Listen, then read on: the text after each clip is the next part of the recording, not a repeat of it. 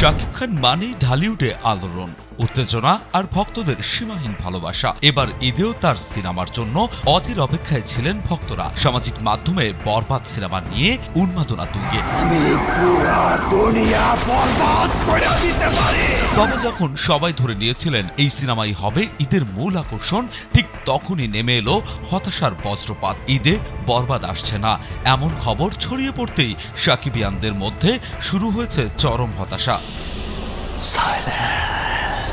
সিনেমাটি নিয়ে এত আলোচনা, এত প্রত্যাশার পরও বিস্ময়ের ব্যাপার হলো এখনো পর্যন্ত এটি বাংলাদেশ চলচ্চিত্র সার্টিফিকেশন বোর্ডে জমা দেওয়া হয়নি। নির্মাতা মেহেদী হাসান হৃদয় কবে এটি জমা দেবেন সে সম্পর্কেও নিশ্চিত করে কিছু জানাননি।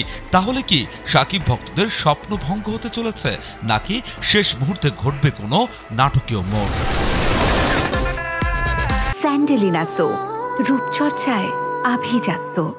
এমন দুঃসংবাদ হয়তো মেনে নিতে প্রস্তুত নয় শাকিবিয়ানরা, তবে আশার আলো এখনো রয়েছে। কারণ এই সুপারস্টারের আরেকটি সিনেমা অন্তরাত্মা মুক্তির জন্য প্রস্তুত। 2021 সালে নির্মাতা ওয়াজেদ আলী সুমন এই সিনেমার শুটিং শুরু করেন। পরিকল্পনা ছিল যে সে বছরই রোজার ঈদে মুক্তি দেওয়া হবে। নানা জটিলতায় আটকে থাকার পর অবশেষে এটি বাংলাদেশ চলচ্চিত্র সেন্সর বোর্ডে জমা দেওয়া হয়েছে। ছাড়পত্র পেলেই এটি ঈদে মুক্তি দেওয়ার জন্য প্রস্তুত।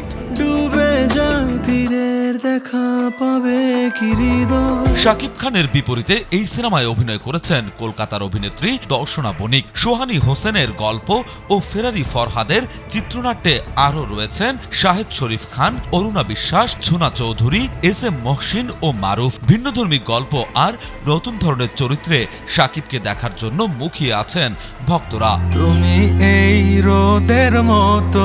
প্রশ্ন একটাই, শাকিব খান কি ঈদে ভক্তদের নিরাশ করবেন, নাকি শেষ মুহূর্তে বরবাদ ফিরে আসবে আলোচনায়? যদি তা না হয় তবে অন্তরাত্মাই হতে পারে শাকিব ভক্তদের জন্য সেরা উপহার।